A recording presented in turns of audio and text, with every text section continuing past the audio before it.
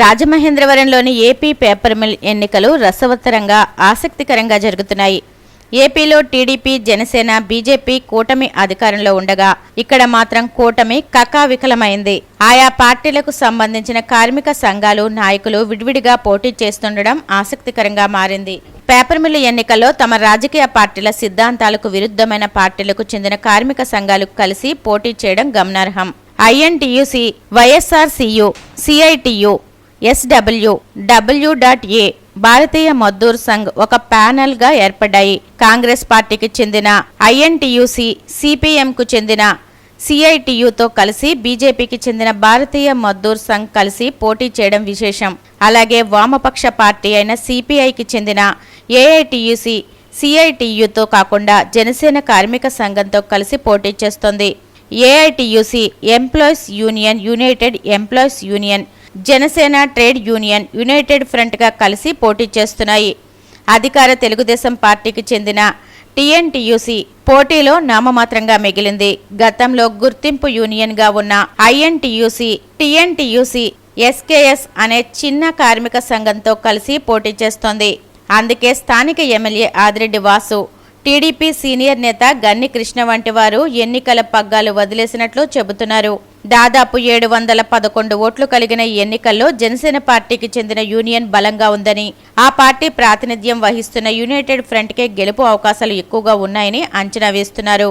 ఈ నేపథ్యంలో ఈ నెల 29న జరిగే ఏపీ పేపర్ మిల్ గుర్తింపు సంఘ ఎన్నికలు సర్వత్రా ఆసక్తికరంగా మారాయి. పసిఫిక్ మహాసముద్రంలో భూమధ్యరేఖ వద్ద సముద్ర ఉపరితల ఉష్ణోగ్రతలు అసాధారణంగా పెరిగే వాతావరణ మార్పునే ఎల్ నినోగా వ్యవహరిస్తారు. దీని ప్రభావంతో తూర్పు నుంచి పశ్చిమ దిశగా వీచే రుతుపవనాలు బలహీనపడతాయి. దీనివల్ల పసిఫిక్ మహాసముద్రంలోని వెచ్చని నీరు ఆసియా వైపు కాకుండా అమెరికా తీరం వైపునకు ప్రవహిస్తుంది. దీని ఫలితంగా సముద్ర ఉపరితల ఉష్ణోగ్రత సాధారణం కంటే 0.5 డిగ్రీల సెంటీగ్రేడ్ నుంచి 3 పెరుగుతుంది. ఎల్ నినో ఏర్పడిన సంవత్సరంలో ప్రపంచవ్యాప్తంగా వాతావరణం అస్తవ్యస్తమవుతుంది. కొన్ని ప్రాంతాల్లో భారీ వర్షాలు, వరదలు వస్తే భారత్ లాంటి దేశాల్లో వర్షాలు తగ్గి కరువు పరిస్థితులు ఎదురవుతాయి. ఎల్ నినో భారతదేశం పైన, ఆంధ్రప్రదేశ్ పైన తీవ్ర ప్రభావం చూపించే అవకాశాలున్నాయని ఆందోళన వ్యక్తమవుతోంది. ఇప్పటికే ఈ ప్రభావం కొంత కనిపిస్తోంది. జూలై నెల ప్రవేశిస్తున్న వానల జాడ కనిపించడం లేదు. ఇప్పటికీ ఎండలు మండిపోతున్నాయి. ఈ ఏడాది వర్షాకాలం ఉండకపోవచ్చని విశ్లేషిస్తున్నారు. మోస్తరు వర్షాలు కురిసినా సెప్టెంబర్ వరకు వర్షాభావ పరిస్థితులు, ఎండ తీవ్రత కొనసాగే అవకాశాలు ఉన్నాయని వాతావరణ శాఖ అంచనా వేస్తోంది. ఈశాన్య, నైరుతి రుతుపవన ప్రవేశంతో పంటలు వేసే సాంప్రదాయం, అలవాటు ఉన్న ఆంధ్రప్రదేశ్తో పాటు భారత్లోని పలు ప్రాంతాల్లో కరువు పరిస్థితులు నెలకొంటాయన్న ఆందోళన వ్యక్తమవుతోంది. ఏపీలో నైరుతి రుతుపవనాలు బలహీనపడటం వల్ల సాధారణం కంటే తక్కువ వర్షపాతం నమోదయ్యే అవకాశం ఉందని అంచనా వేస్తున్నారు. వర్షాలు సకాలంలో కురవకపోవడం వల్ల ఖరీఫ్ పంటలైన వరి, వేరుశెనగ, పత్తి వంటి వాటి సాగుకు తీవ్ర నష్టం వాటిల్లుతుంది. రాష్ట్రంలో సగటు ఉష్ణోగ్రతలు పెరిగి వడగాలులు వీచే ప్రమాదం ఉంది. దీనివల్ల చెరువులు, జలాశయాల్లో నీటి మట్టాలు తగ్గి తాగునీటి ఎద్దడి ఏర్పడవచ్చు. భారతదేశంలో వర్షాధార పంటలైన వరి, చెరకు మరియు పప్పుధాన్యాల దిగుబడి తగ్గిపోతుంది. తద్వారా ఆహార కొరత, ఆహార ఉత్పత్తుల ఉత్పత్తి తగ్గడం ద్వారా మార్కెట్లో కూరగాయలు, ధాన్యాల ధరలు విపరీతంగా పెరిగే అవకాశం ఉంది. అలాగే దేశంలో సాధారణం కంటే ఎక్కువ ఉష్ణోగ్రతలు నమోదవుతాయి. వడగాలులు పెరిగే అవకాశాలు ఉన్నాయని వాతావరణ శాఖ అంచనా వేస్తోంది. ఎల్ నినోను ఆపడం ప్రభుత్వాలకు కూడా సాధ్యం కాదు. ముందస్తు జాగ్రత్తలే పరిష్కారమని నిపుణులు స్పష్టం చేస్తున్నారు.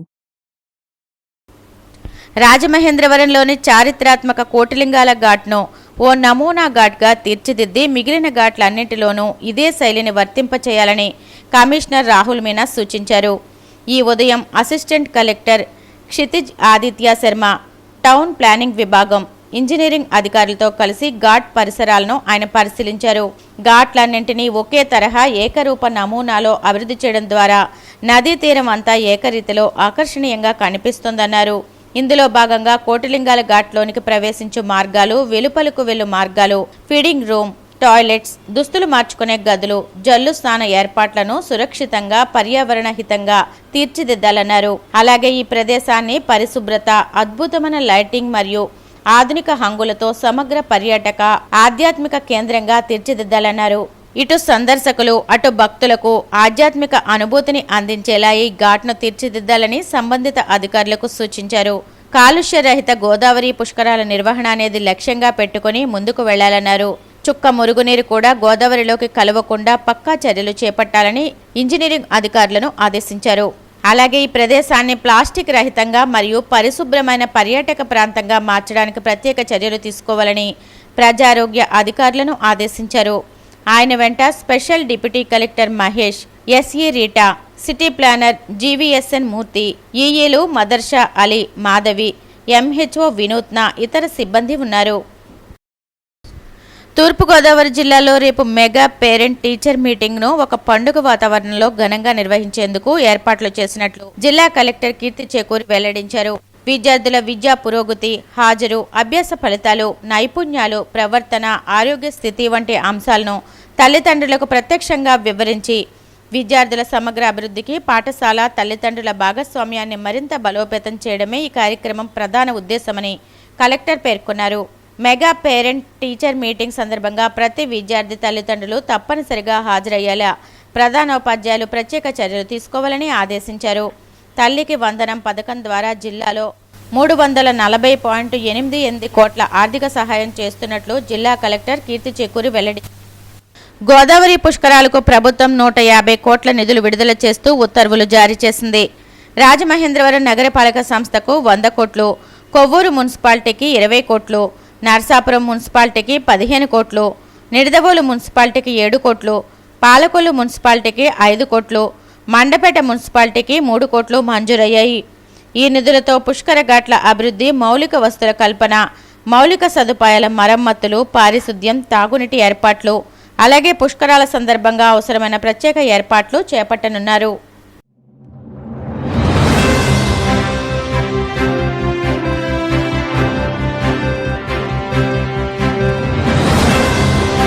నమస్కారం.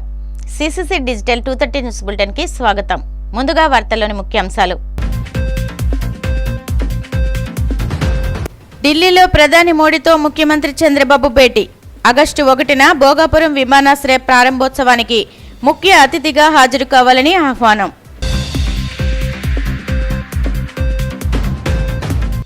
వైసీపీ పాలనలో పోలవరం ప్రాజెక్టు తీవ్రంగా నష్టపోయిందన్న మంత్రి నిమ్మల రామనాయుడు.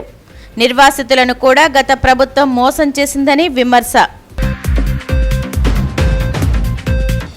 డిఎస్సి అభ్యర్థుల జీవితాలతో వైసీపీ చెలగటమాడుతోందన్న ఎమ్మెల్సీ భూమిరెడ్డి రామ్గోపాల్ రెడ్డి. నిరుద్యోగ యువత వైసీపీ మాయమాటలు ట్రాప్లో పడొద్దని సూచన. లీకేజీలు, అక్రమాలను ప్రశ్నిస్తూ విద్యార్థులు, యువత చేస్తున్న ఆందోళన పట్ల ప్రభుత్వాలు అమానుషంగా వ్యవహరించడం దారుణం. వైసీపీ నేత శైలజానాథ్ ఆక్షేపణ.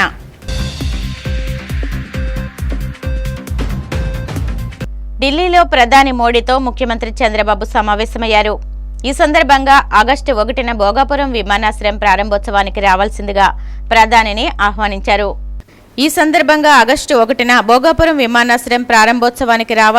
ప్రధానిని ఆహ్వానించారు. ఎయిర్పోర్టు ప్రారంభోత్సవానికి వచ్చేందుకు ప్రధాని మోడీ అంగీకరించినట్లు తెలుస్తోంది. సుమారు 30 నిమిషాలకు పైగా చంద్రబాబు, మోడీ ముఖాముఖి భేటీ అయ్యారు. దేశ, రాష్ట్ర రాజకీయ పరిస్థితులపై ఇరువురి మధ్య సుదీర్ఘ చర్చలు జరిగినట్లు సమాచారం. ప్రధానితో భేటీ అనంతరం కేంద్ర మంత్రి పీయూష్ గోయల్తో సీఎం చంద్రబాబు భేటీ అయ్యారు. సుమారు 50 నిమిషాల పాటు జరిగిన సమావేశంలో ఏపీకి కొత్త పారిశ్రామిక ప్రాజెక్టులు, పొగాకు, ఆక్వా రైతుల సమస్యలపై చర్చించినట్లు తెలుస్తోంది. చంద్రబాబుతో పాటు కేంద్ర మంత్రులు రామ్మోహన్ నాయుడు, భూపతిరాజు శ్రీనివాస్ వర్మ, ఎంపీలు లావు శ్రీకృష్ణదేవరాయలు, కలిశెట్టి అప్పలనాయుడు తదితరులు ఉన్నారు. 2019లో తెలుగుదేశం ప్రభుత్వం కొనసాగి ఉంటే 2021 నాటికే పోలవరం ప్రాజెక్టు పూర్తయ్యేదని, కానీ గత వైసీపీ ప్రభుత్వం 5 ఏళ్ల విధ్వంస పాలన వల్ల ప్రాజెక్టు తీవ్రంగా నష్టపోయిందని మంత్రి నిమ్మల రామనాయుడు తీవ్ర స్థాయిలో ధ్వజమెత్తారు. ఇప్పుడిప్పుడే రాష్ట్రంలోని అన్ని వ్యవస్థలు గాడిన పడుతున్నాయని పేర్కొన్నారు. సచివాలయంలో జలవనరుల శాఖపై ఆయన శ్వేతపత్రాన్ని విడుదల చేశారు.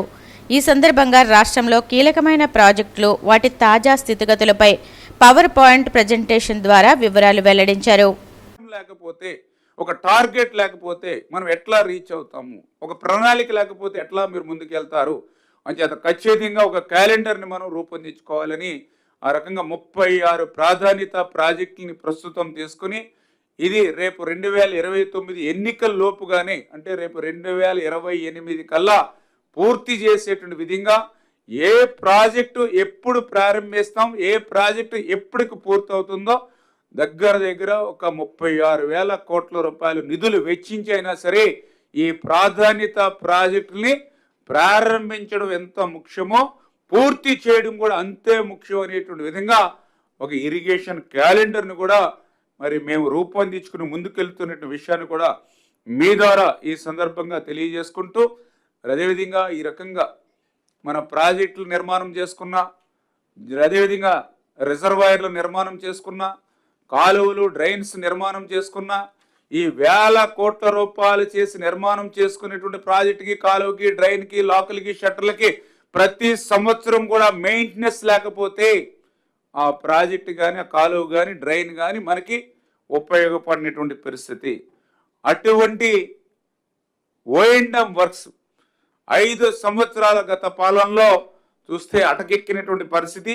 5 సంవత్సరాల్లో తూతూ మంత్రం కింద 287 కోట్ల రూపాయలు మాత్రమే ఆ రోజు రిలీజ్ చేస్తే, ఈరోజు ఈ యొక్క కూటమి ప్రభుత్వం వచ్చినటువంటి 2 సంవత్సరాల్లోనే 1382 కోట్ల రూపాయలు ఈవేళ ఓఎండ్ఎం పనుల నిమిత్తం ఇచ్చాం.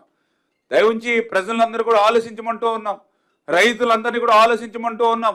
5 సంవత్సరాల్లో 287 కోట్ల రూపాయలు ఓఎండ్ఎం నిమిత్తం వాళ్ళు ఇస్తే, ఈరోజు 2 సంవత్సరాల్లోనే 1382 కోట్ల రూపాయలు ఇచ్చామని అంటే ధ్వంసమైనటువంటి వ్యవస్థల్ని మళ్ళీ మెయింటెనెన్స్ చేసి ఆచరణలో మీకు ఉపయోగపడేటువంటి విధంగా పని చేయడానికి వెంటిలేటర్ మీద ఉన్నటువంటి ఆర్థిక వ్యవస్థ ఉన్నటువంటి స్థితిలో కూడా ఈవేళ ఇంత పెద్ద ఎత్తున ఓఎండ్ఎం నిమిత్తం మీకు పనులు చేపడుతున్నామనే విషయాన్ని కూడా ఈ సందర్భంగా తెలియజేసుకుంటూ, ఇటువంటి ఓఎండ్ఎం పనులు కూడా ఇప్పుడే మీరు చూస్తూ ఉన్నారు.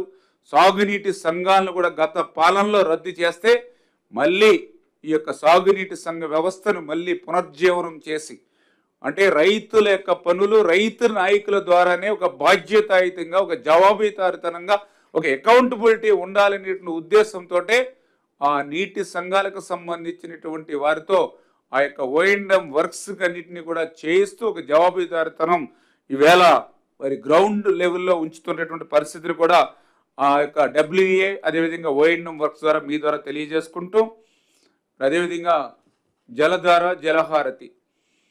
ఎందుకంటే మీ అందరికీ తెలుసు, చంద్రబాబు నాయుడు గారు ఎప్పుడు కూడా ఒక ముందు చూపుతో పనిచేసేటువంటి వ్యక్తి.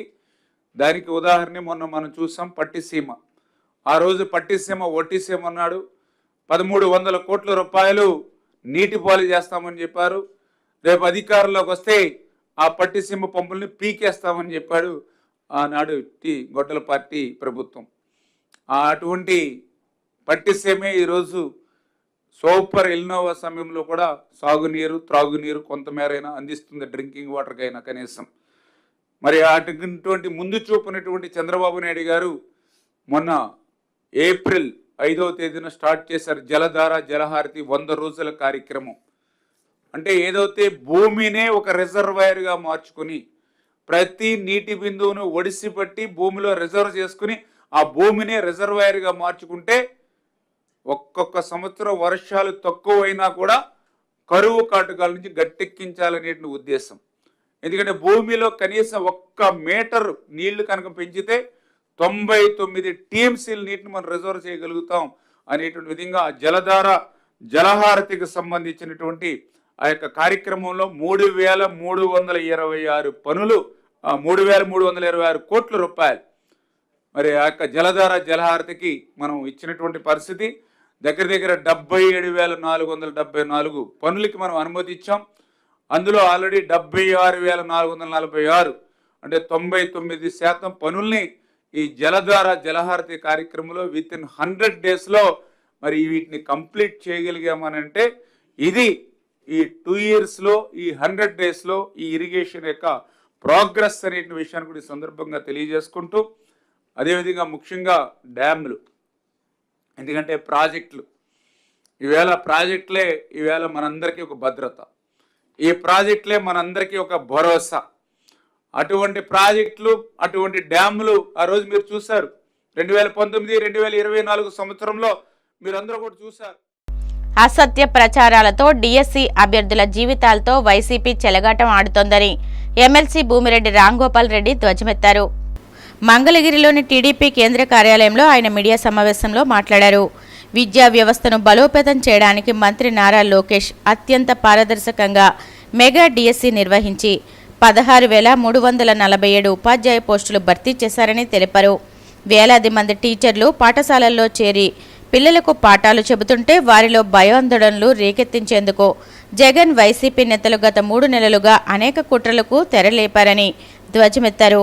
మెగా డిఎస్సి లోకేష్ ముద్ర అయితే మెగా డ్రామా తాడేపల్లి ప్యాలెస్ మార్కుగా మారిందన్నారు. నిరుద్యోగ యువత వైసీపీ మాయమాటల ట్రాప్లో పడొద్దని ఎమ్మెల్సీ భూమిరెడ్డి సూచించారు.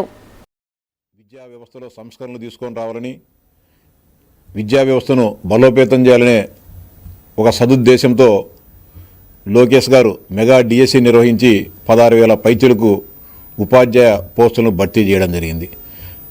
భర్తీ చేసి వేలాది మంది అనేక స్కూళ్ళల్లో జాయిన్ అయిపోయి పిల్లలకు విద్యాబుద్ధులు నేర్పుతా వారి విధుల్లో వారు నిమగ్నమై ఉంటే వారందరినీ చెదరగొట్టేదానికి, ఆ ఉపాధ్యాయుల్లో భయభ్రాంతులను క్రియేట్ చేసేదానికి గత 3 నెలల నుంచి వైఎస్ఆర్సీపీ నాయకులు, ఆ పార్టీ అధినేత జగన్మోహన్ రెడ్డి గారు అనేక రకాలైన కుట్రలకు తెరలేవడం జరిగింది.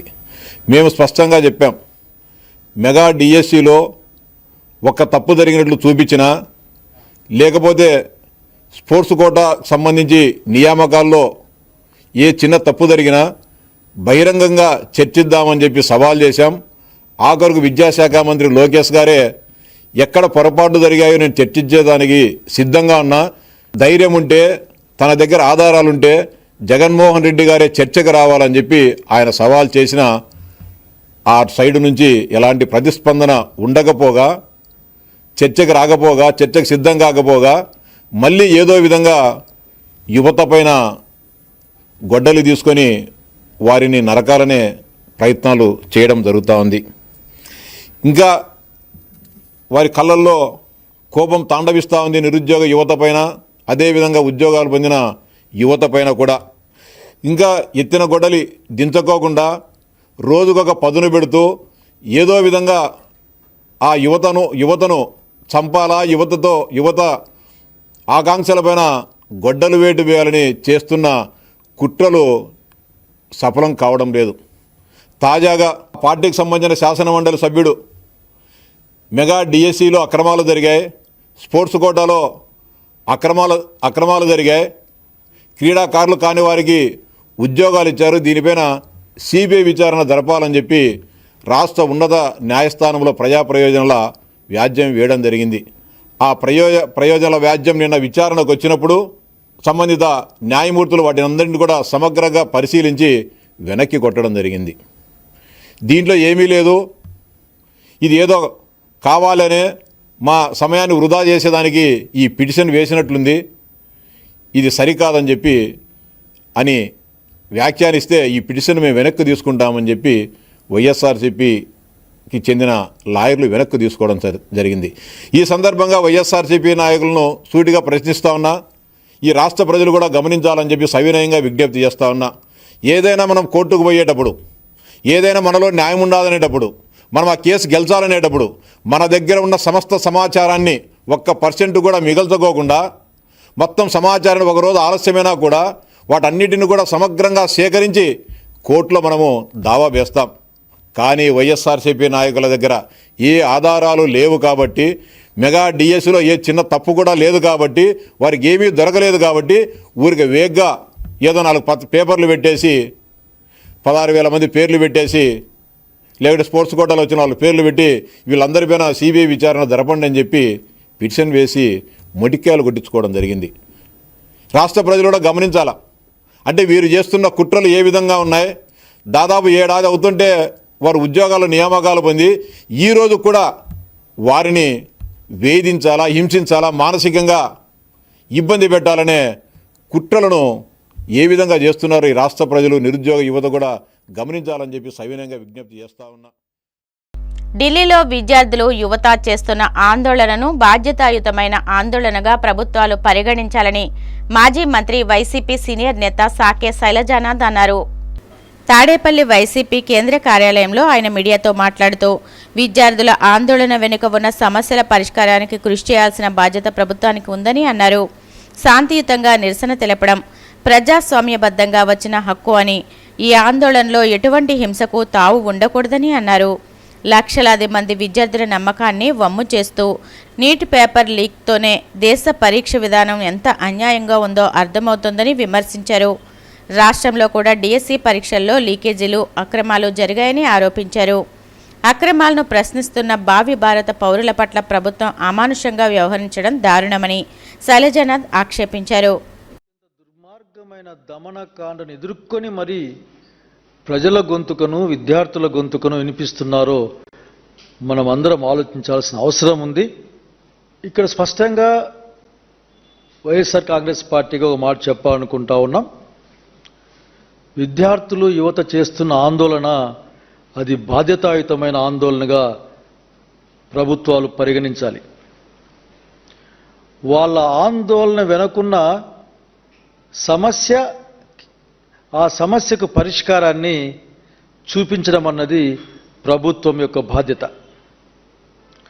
ఇందులో ఎటువంటి హింసకు తావుండడానికి వీల్లేదు. శాంతియుతంగా నిరసన చేయడం అన్నది ప్రజాస్వామ్యబద్ధంగా వచ్చిన హక్కు, లేక నాగరిక సమాజంలో నాగరిక మానవులు చేయాల్సిన పని. విద్యార్థులు, యువకులు, ప్రధానంగా వాటితో పాటు ప్రభుత్వ యంత్రాంగం మరింత బాధ్యతగా సంయమనం పాటించాల్సిన అవసరం ఉంది.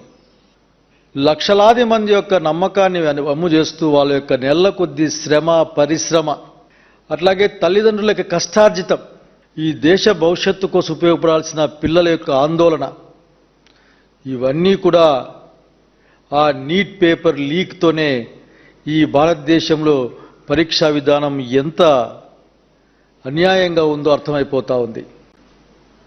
ఆంధ్రప్రదేశ్ రాష్ట్రంలో కూడా డిఎస్సి పరీక్షల్లో లీకేజీలు, అక్రమాలు జరిగాయని అనేక వార్తలు, ఆధారాలు పేరు మీద మనకు వచ్చాయి, మనం చూసాం.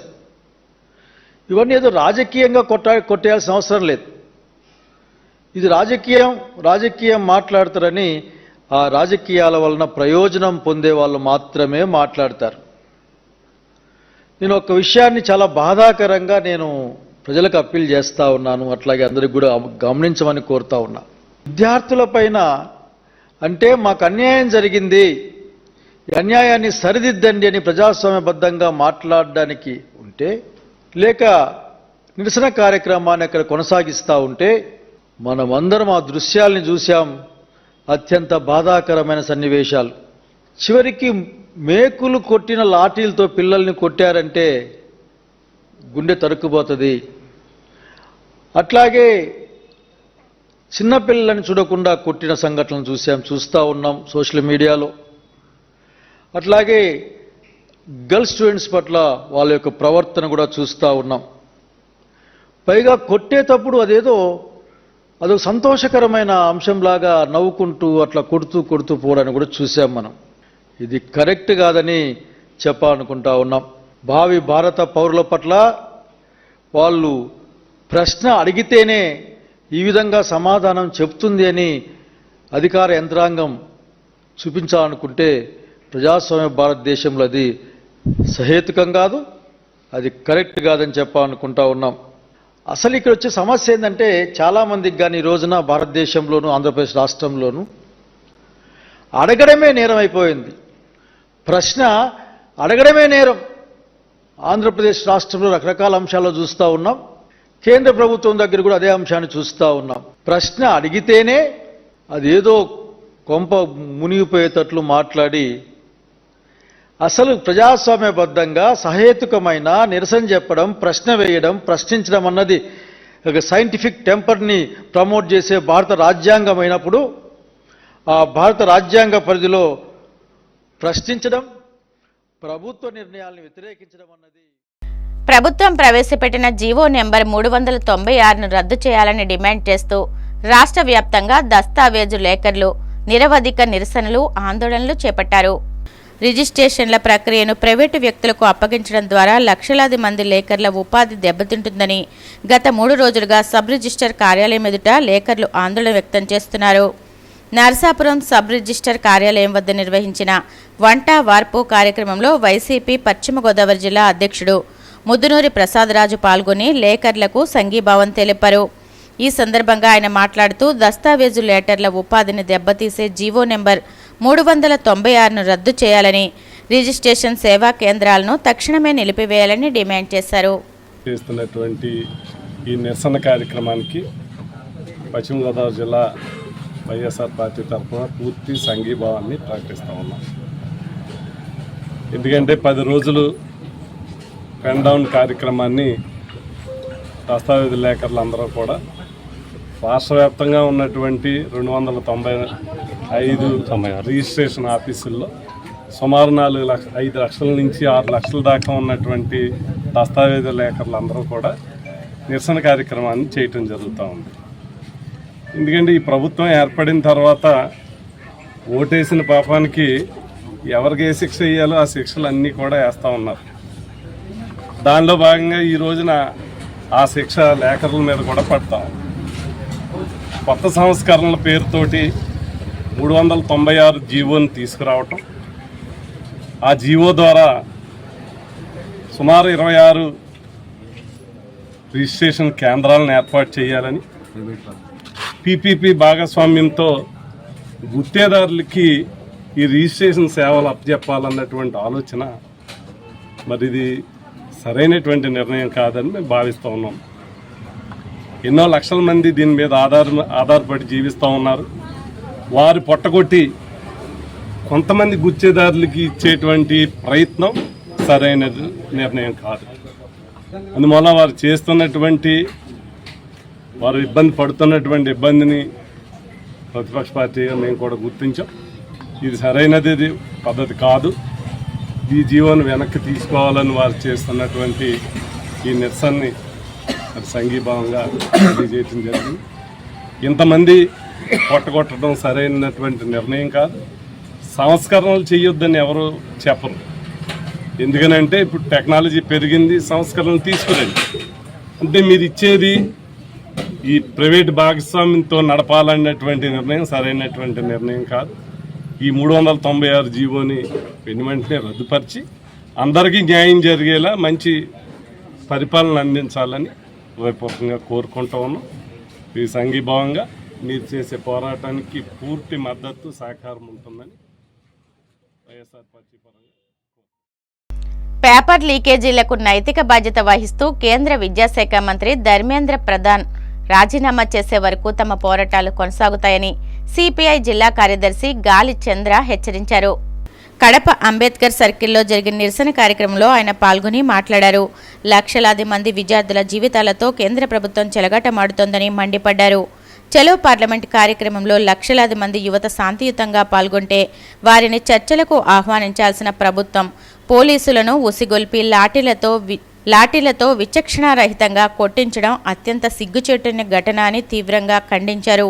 పోతున్నటువంటి ఘటనలు యావత్ భారతదేశాన్ని నివరపరిచేటువంటి ఘటనలు చోటు చేసుకుంటా ఉన్నాయి. నీట్ ఎగ్జామ్ నిర్వహించే నేషనల్ టెస్ట్ ఏజెన్సీ యొక్క నైతికత, దాని యొక్క శాంటిటీ రోజు రోజుకు దిగజారిపోతూ ఉంది. దాన్ని మరింత పటిష్టం చేయాలని భారతదేశం కోరుతూ ఉంది. కానీ పటిష్టం చేయాల్సినటువంటి భారత ప్రధానమంత్రి నుంచి మొదలు పెడితే కేంద్ర విద్యాశాఖ మంత్రి ధర్మేంద్ర ప్రధాన్ వరకు చర్యలు తీసుకోబోగా ఇవాళ నిమ్మకు నీరెత్తినట్టు వ్యవహరిస్తూ ఉన్నారు.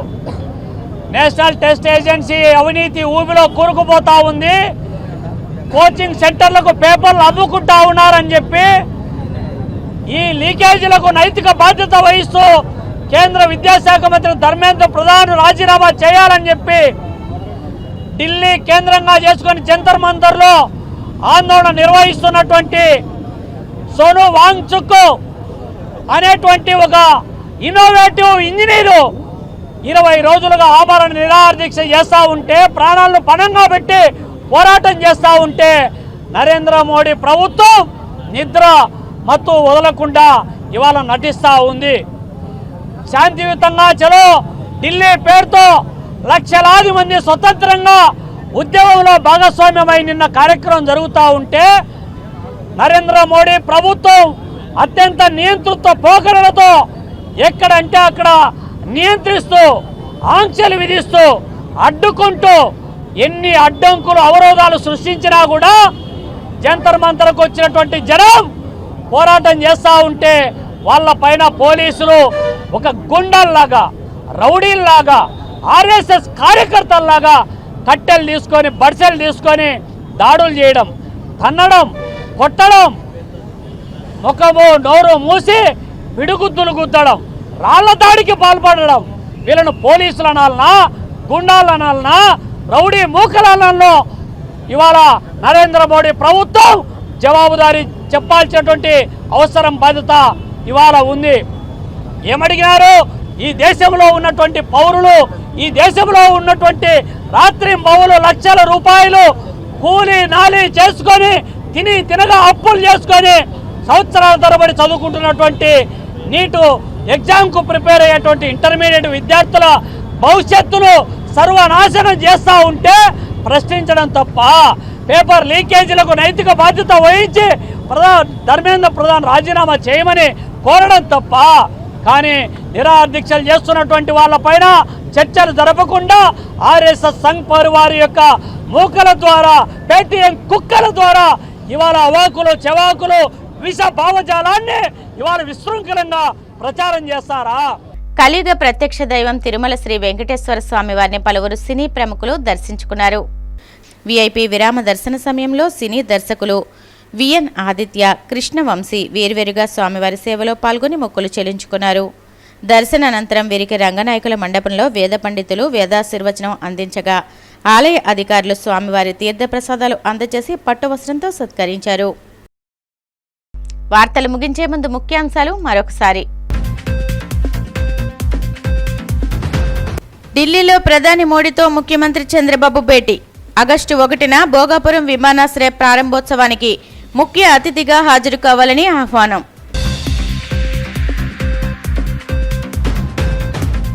వైసీపీ పాలనలో పోలవరం ప్రాజెక్టు తీవ్రంగా నష్టపోయిందన్న మంత్రి నిమ్మల రామనాయుడు. నిర్వాసితులను కూడా గత ప్రభుత్వం మోసం చేసిందని విమర్శ. డిఎస్సి అభ్యర్థుల జీవితాలతో వైసీపీ చెలగటమాడుతోందన్న ఎమ్మెల్సీ భూమిరెడ్డి రామ్ గోపాల్ రెడ్డి. నిరుద్యోగ యువత వైసీపీ మాయమాటలు ట్రాప్లో పడొద్దని సూచన. లీకేజీలు, అక్రమాలను ప్రశ్నిస్తూ విద్యార్థులు, యువత చేస్తున్న ఆందోళన పట్ల ప్రభుత్వాలు అమానుషంగా వ్యవహరించడం దారుణం. వైసీపీ నేత శైలజానాథ్ ఆక్షేపణ.